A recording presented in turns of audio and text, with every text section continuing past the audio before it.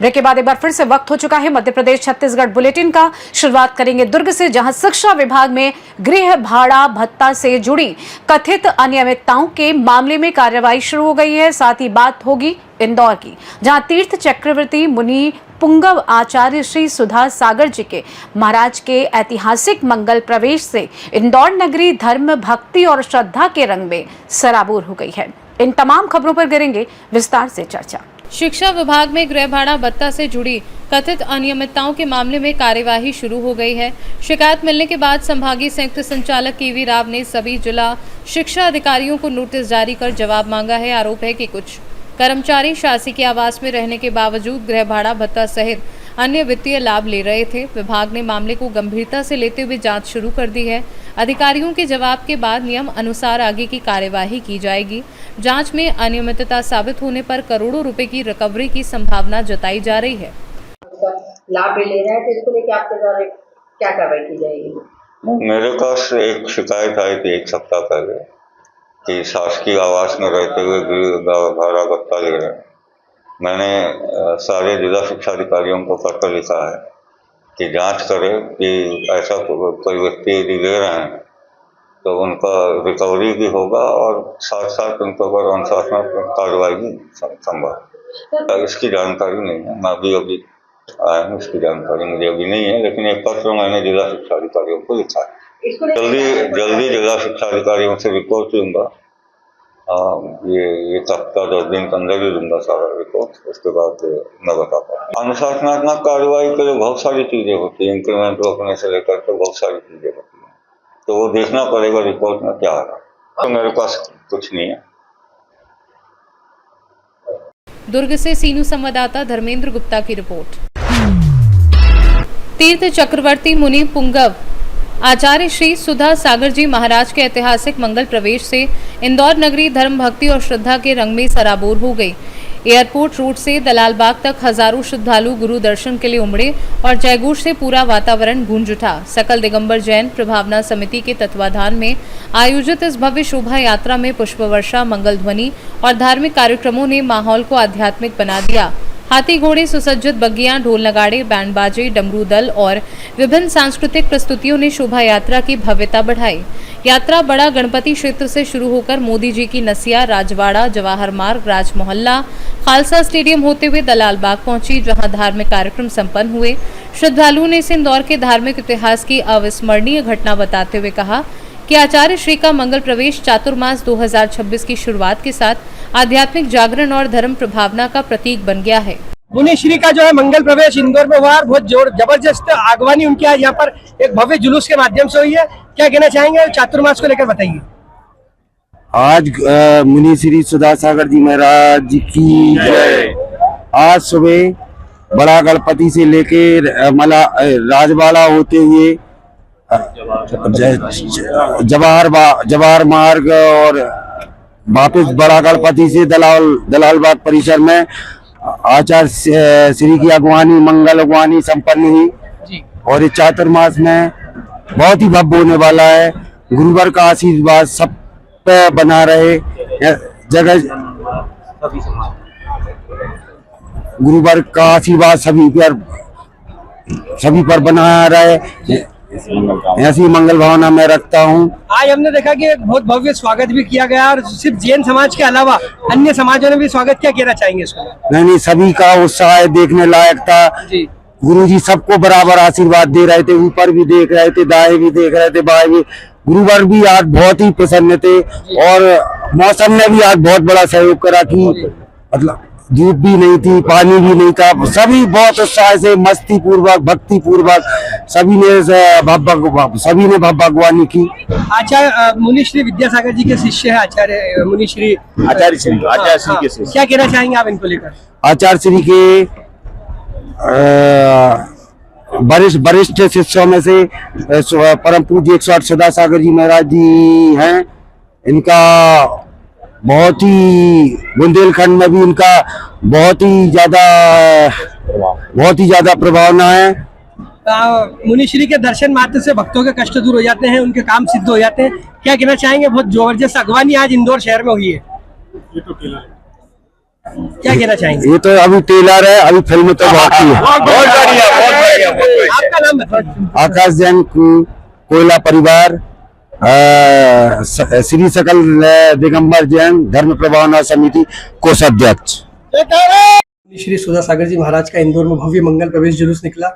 एक ऐतिहासिक माहौल इंदौर की धरा को आज देखने को मिला। क्या कहना चाहेंगे इस पूरे जुलूस को लेकर? ये इंदौर के सौभाग्य का विषय है कि गुरुदेव सुधा सागर जी महाराज का आज मंगल आगमनी इंदौर शहर में हुई है। और जो उत्साह, जो गुरु के प्रति समर्पण के जो भाव हैं, वो आज हर व्यक्ति के, समाज के हर व्यक्ति के मन में हमको दिखा है और उसका प्रदर्शन उन्होंने रोड पे किया है। आज गुरु की आगवानी में जिस तरह का उत्साह और जिस तरह की उमंग और जिस तरह का गुरु के प्रति समर्पण का भाव समाज के हर व्यक्ति में था, यह आज हमको मंगल आगवानी में दिखा है।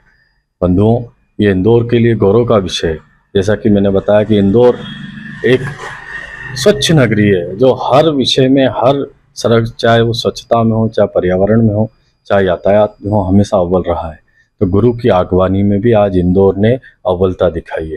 पूरे हिंदुस्तान के इतिहास में आज स्वर्णिम अक्षरों से लिखा जाएगा कि गुरुदेव की आगवानी जो इंदौर में हुई है, ये ऐतिहासिक आगवानी हुई है। जैसा कि हमारा प्रयास था कि गुरु की आगवानी एक इतिहास रचे, एक हिंदुस्तान के पटल पर एक आगवानी का इतिहास रचे, वो आज वाकई इंदौर दिगंबर जैन समाज, श्वेतांबर समाज और सभी मुनि भक्त जो मुनियों के प्रति श्रद्धा का भाव और समर्पण का भाव रखते हैं, उन्होंने आज दिखा दिया है कि वाकई इंदौर किसी भी क्षेत्र में कम नहीं है, चाहे वो मुनि हो, चाहे पर्यावरण हो, चाहे स्वच्छता हो। जुलूस में जो स्वागत मंच लगे थे, सिर्फ जैन समाज के अलावा दूसरे समाज के लोगों ने भी बड़ी संख्या में बढ़ चढ़कर मुनिश्री का स्वागत किया। क्या कहना चाहेंगे?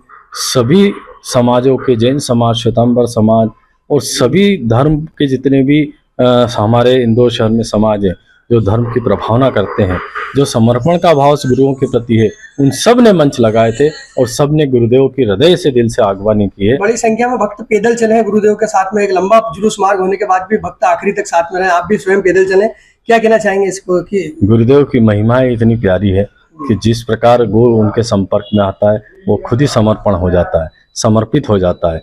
तो ये भाव सब मन में जब गुरुदेव को देखते हैं तो इतना ही बड़ा मार्ग हो, कितनी भी बड़ी आगवानी हो, स्वतः ही पैदल चलने का मन से भाव होता है और पांव खुद ब खुद गुरुवर के आगवानी के लिए निकल पड़ते हैं। आज आगाज इतना अच्छा, तो क्या कहना चाहेंगे चातुर्मास किस तरह से भव्य रूप से संपन्न होगा? ये गुरुदेव की आगवानी जिस तरह से की है, जिस तरह से लोगों ने उत्साह और उमंग के साथ भाग लिया है, हिस्सा लिया है, तो ये बताता है कि चातुर्मास भी भव्यता की ओर बढ़ेगा और वाकई ये वापस हिंदुस्तान में चातुर्मास भी एक नया इतिहास रचेगा, ऐसी हमारी सबकी उम्मीदें हैं और वाकई निश्चित रूप से ऐसा होगा।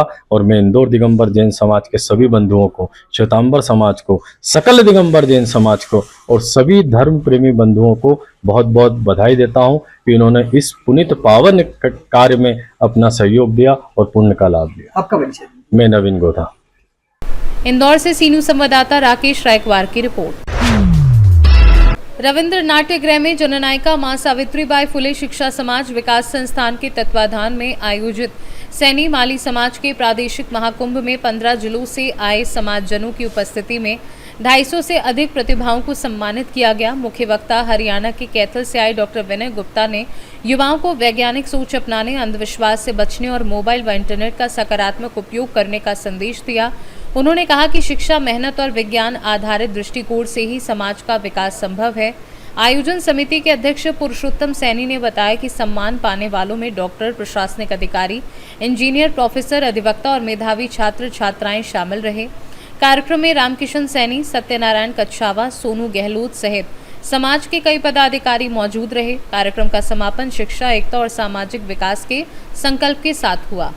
आयोजन यहाँ पर प्रतिभा सम्मान समारोह का हो रहा है। कौन सी संस्था इस आयोजन को कर रही है और क्या उद्देश्य है इसका? इसको जन नायिका मां सावित्रीबाई फुले शिक्षा विकास समाज संस्थान कर रही है, जो फूलमाली सैनी समाज से बिलोंग करती है। पूरे समाज, माली समाज के दल इकट्ठी होके एक संस्था बनी है, जन नायिका मां सावित्रीबाई शिक्षा फुले, वो ही मिलके ये आयोजन कर रही है। और हमारा उद्देश्य है कि बच्चों को मोटिवेट करना, बच्चों को अच्छी से अच्छी शिक्षा मिले, शिक्षा के साथ संस्कार मिले।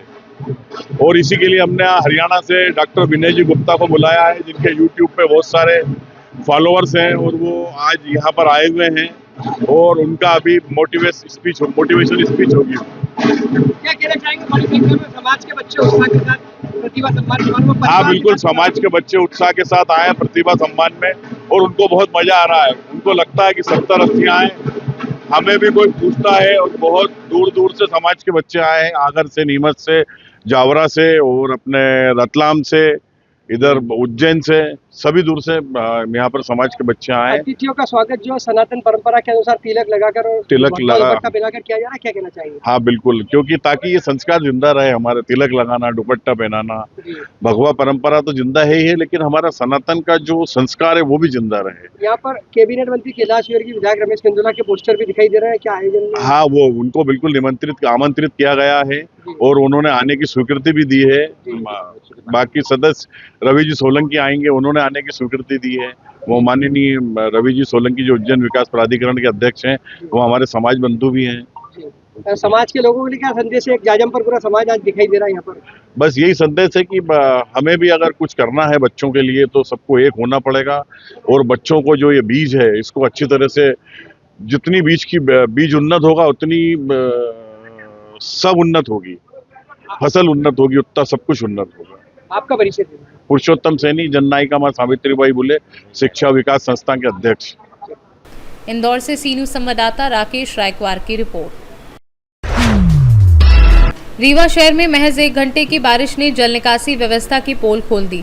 कई प्रमुख इलाकों में सड़कों पर पानी भर गया, नालियां उफान पर आ गई और घरों व दुकानों में पानी घुसने से लोगों को परेशानी का सामना करना पड़ा। समाज सेवी अविराज ने नगर निगम और संबंधित विभागों पर सवाल उठाते हुए कहा कि यदि थोड़ी सी बारिश में ही शहर की व्यवस्था चरमरा जाती है तो करोड़ों रुपए के विकास कार्यों का लाभ जनता को क्यों नहीं मिल रहा। उन्होंने आरोप लगाया कि नालों की सफाई और जल निकासी व्यवस्था में लापरवाही के कारण हर साल बारिश में यही स्थिति बनती है। अविराज ने प्रशासन से जल भराव वाले क्षेत्रों का सर्वे कर अस्थायी समाधान, जिम्मेदार अधिकारियों की जवाबदेही तय करने और बेहतर जल निकासी व्यवस्था लागू करने की मांग की है। दिनों 1 घंटे की बारिश में समूचे नगर निगम क्षेत्र में जल भराव की स्थिति उत्पन्न हो गई थी, इस पर क्या कहना चाहेंगे आप? देखिए, निश्चित रूप से अगर शहर प्रशासन शहर की आम जनता से अगर मन मुताबिक टैक्स ले रहा है, उसके बावजूद भी अगर शहर की जनता को मूलभूत सुविधाएं उपलब्ध नहीं हो पा रही, तो मुझे लगता है कि नगर निगम की ये कार्य व्यवस्था विफल है। देखिए, जिस प्रकार से आपने विगत दिवस बारिश की स्थिति बात की, तो हमने इसको लेके पूर्व में कई बार ज्ञापन और धरना प्रदर्शन, आंदोलन के माध्यम से भी हम प्रशासन को जगाने का प्रयास किए। 1 घंटे की बारिश में शहर का सिरमौर चौराहा जैसा हृदय स्थल, कॉलेज चौराहा जैसा हृदय स्थल अगर छोटा तालाब बन जाता है तो आप समझ सकते हैं कि इनकी व्यवस्थाएं पूरी तरीके से असफल है। जी, बोला जाता है इसी मुद्दे को लेकर अपने नगर निगम में कई वर्षों से भाजपा के पार्षद, भाजपा के महापौर रहे, लेकिन विगत उसमें कांग्रेस के नगर निगम महापौर बने। उन्होंने क्या कार्य किया अपने 4 साल के कार्यकाल के दौरान, क्या कहना चाहेंगे?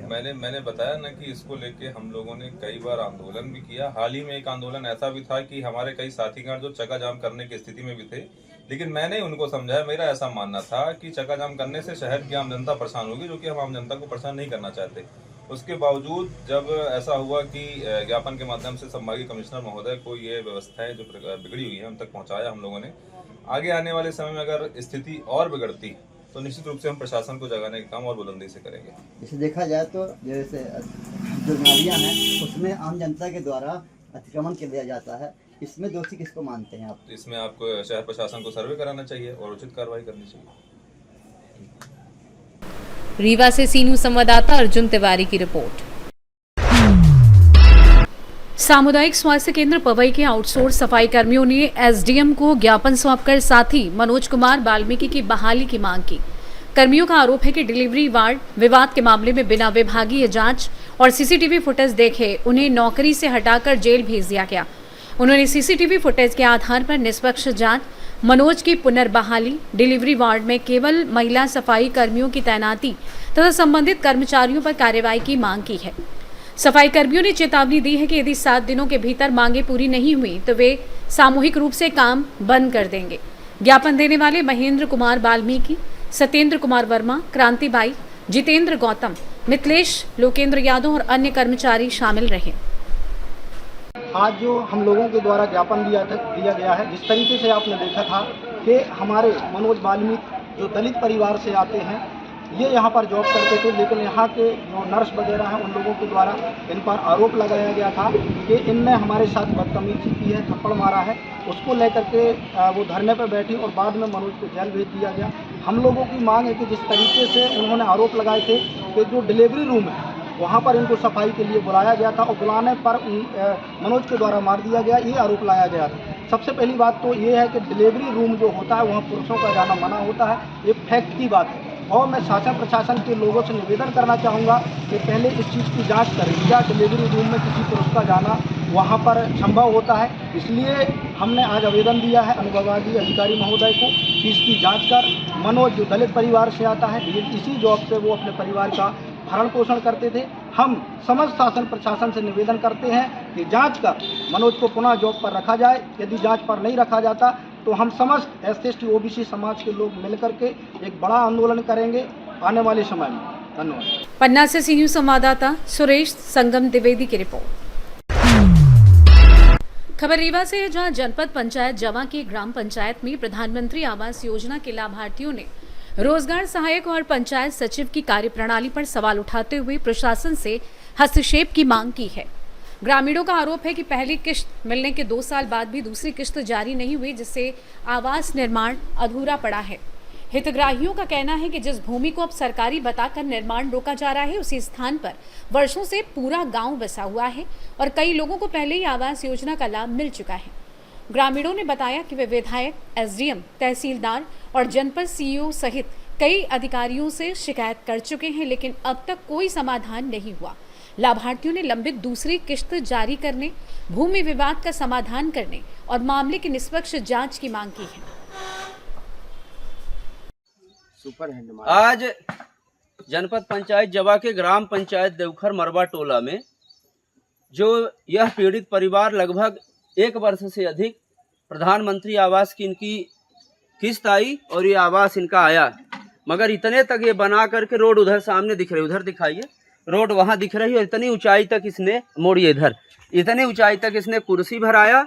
और दूसरी किस्त जब आनी थी तो पंचायत के लोगों द्वारा, पंचायत के कर्मचारियों द्वारा ये बोला गया कि ये उसमें नहीं है, ये सरकारी भूमि में है और इस परिवार के पास इसके अतिरिक्त कोई ज़मीन नहीं है। और हालांकि स्थिति ये है, ये उनकी श्रीमती जी हैं जो स्कूल में भोजन सामने बनाती हुई, विद्यालय दिख रही है सामने, और ये इनका घर है, ये इनका घर है। बगल में जो पक्का आवास दिख रहा है वो भी कॉलोनी है, मतलब प्रधानमंत्री आवास से बना हुआ मकान है, इसी आराजी, इसी सीमा से, इसी आराजी से लगा हुआ था।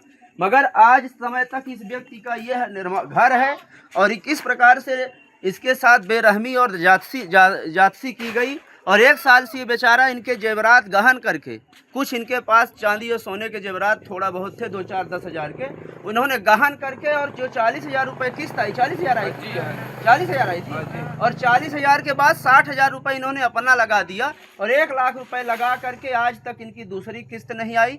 16 तारीख को इन्होंने, पिछले 16 तारीख को इन लोगों ने, 4-5 परिवार के लोग हैं जो इस तरह से पीड़ित हैं, और सभी ने SDM साहब को ज्ञापन दिया है। और ज्ञापन देने के बाद आज 27 तारीख तक कोई यहाँ मौका स्थल पर नहीं आया, ना ही कोई निराकरण किया गया। इस मुद्दे को 1 साल से मैं भी इस बात को लेकर के रखा ऊपर स्तर तक, मगर सिर्फ लापरवाही ही बरती गई। मैं ये पूछना चाहता हूँ कि अगर ये सरकारी आराजी में ज़मीन थी तो ग्राम पंचायत कितनी बार इसको ग्राम सभा में बात रख के और सीमांकन की बात किया, आज तक का कोई आवेदन नहीं है, न राजस्व में, न मुख्य कार्यपालन अधिकारी के संज्ञान में प्रकरण था, न कोई लेख था कि मैंने इनको ज़मीन, अगर इनकी सरकारी ज़मीन थी तो आपने पहली किस्त इनको क्यों दिया? इनको आप व्यवस्था बनाते खसरा, जबकि प्रावधान ये है कि जब आवास आता है तो किस आराजी में हितग्राही किस आवास में बना रहा है वो खसरा संलग्न होता है उस फाइल में, मगर आज तक कुछ नहीं। ये परिवार इसमें इस स्थिति में रह रहा है और यह घर पूरी तरह से गिरने के कगार में है, और बारिश की स्थिति हो जाए तो क्या हालात है, ये स्थिति है।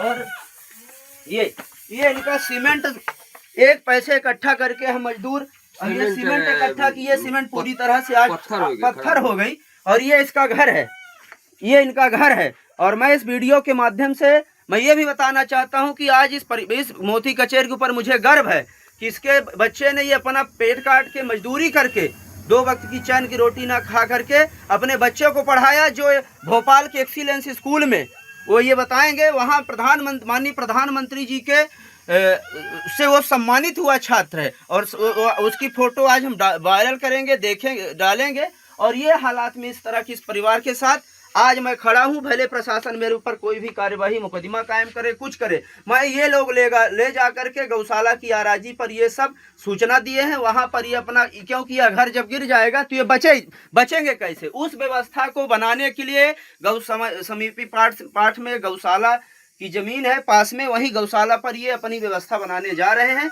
जिसकी जिम्मेदारी शासन प्रशासन की है और पहले से सूचना है। बाकी आप उनसे कुछ बात कर लीजिए। ये हमारा गिरा हुआ घर है। इसके पहले जो घर था उसको सेक्रेटरी साहब ने गिरवा दिया क्योंकि आवास के लिए, और हम इस आवास दिए और हमारा घर भी गिरवा दिए। उसकी फोटो कॉपी हमारे पास है, साहब लोग उसको देख सकते हैं। और ये पुराने प्रकरण में एक बनिया ने लगाया था मुकदमा हमारे कि हमारे पट्टे में है, और 1.5 डिसमिल पट्टे में भी बता रहा है गंगा के नाम।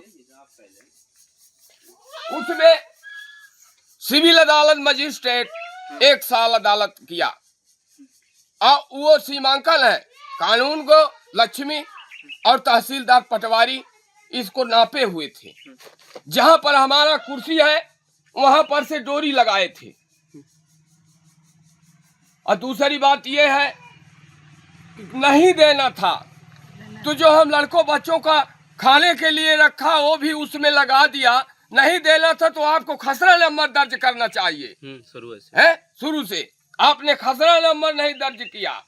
फिर इसके बाद में सीओ साहब के पास हम गए, सीओ साहब ने लिख के दिया बनाने के लिए। जो कोई लिख के देता है बनाने के लिए तो उसको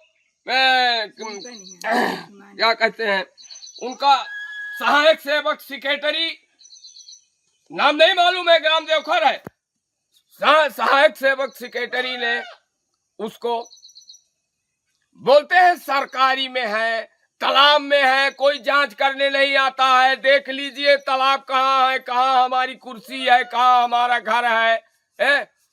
आज तक हमारी मैडम अभी बरसात में आंगले में खाना बनाती है, खाना बनाने के लिए घर नहीं है।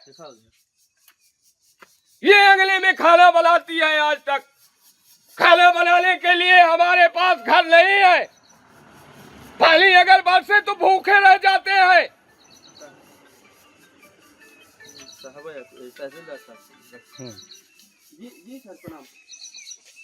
रीवा से सी न्यूज संवाददाता अर्जुन तिवारी की रिपोर्ट। खबर इंदौर से, जहां लोधिया कुंड और चोरल डैम में नहाने के दौरान 2 अलग अलग हादसों में 17 वर्षीय उदयवीर चौहान और 15 वर्षीय ताहिर की डूबने से मौत हो गई।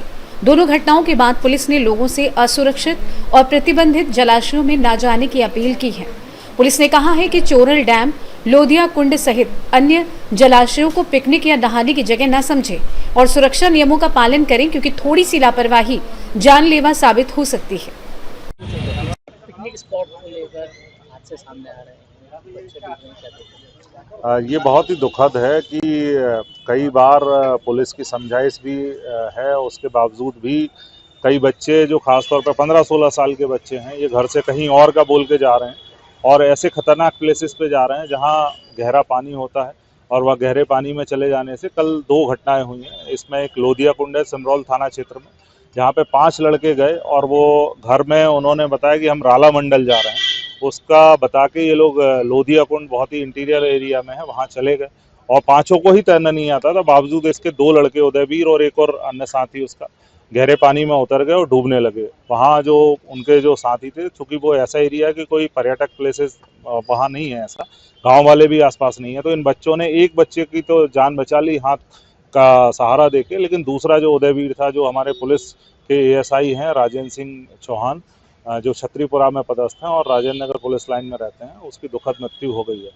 दूसरा एक ताहिर नाम का बच्चा है जो 15-16 साल की उसकी उम्र है, और ये परिवार के साथ जो चोरल डैम है वहाँ गए हुए थे। चोरल डैम में ये नहाने उतर गया और वहाँ परिवार के सामने ही इसकी दुखद मृत्यु हो गई। परिवारजनों ने बचाने की कोशिश की, उसमें उन्होंने अपनी जान को भी खतरे में डाला, लेकिन अंततः वो उसको बचा नहीं पाए।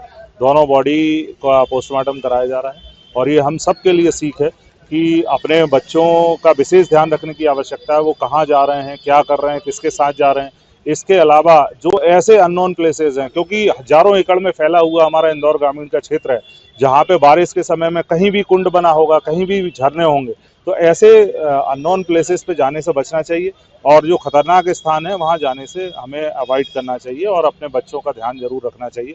पुलिस वीकेंड पे हर जगह पे व्यवस्था लगाती है, लेकिन इतने सारे प्लेसेस हैं जहाँ पे कोई ऐसे प्लेस मतलब अननोन है, वो जानते ही नहीं है लोग, वहाँ गूगल पे देख के ये लोग चले जा रहे हैं। ये एक नया ट्रेंड है, इसको सोचने समझने की आवश्यकता है, जिससे कि इंदौर पुलिस भी और बाकी हमारे जो फॉरेस्ट के अधिकारी हैं, कर्मचारी हैं, उनको भी इसमें विशेष ध्यान देने की आवश्यकता है कि जो फॉरेस्ट का डेंस एरिया है वहाँ इस तरह से लोग आवाजाही तो नहीं कर रहे हैं। तो उसमें हम लोगों ने, इंदौर ग्रामीण पुलिस ने बहुत सारे चेतावनी के बोर्ड भी लगवाए हैं। उसके अलावा हम लोग लगातार सोशल मीडिया इन्फ्लुएंसर्स के माध्यम से भी, खासतौर पे यूथ, चूँकि न्यूज़ नहीं देखता है, न्यूज़पेपर नहीं पढ़ता है, तो वो सोशल प्लेटफॉर्म पे होता है, इंस्टा और बाकी जगह पे, तो उस पर भी हम लोग प्रचार प्रसार कर रहे हैं। लेकिन अंततः मैं यही कहूँगा कि इसमें सभी को सोचने की आवश्यकता है कि जो बच्चे जा रहे हैं वो कहाँ जा रहे हैं, क्या कर रहे हैं और सुरक्षित जा रहे हैं, और ऐसी जगह पे जाएं जहाँ की पुलिस व्यवस्था है या ग्रामीण जन है। कहीं ऐसी अनजान जगह पे ना जाएं जिससे उनकी जान को खतरा रहे। इंदौर से सी न्यूज़ संवाददाता एमएल शाह की रिपोर्ट। फिलहाल के लिए इस खास बुलेटिन में बस इतना ही। देश दुनिया की तमाम बड़ी खबरों को जानने के लिए बने रहिए सी न्यूज़ भारत के साथ। हर खबर आपके साथ, आपके हाथ।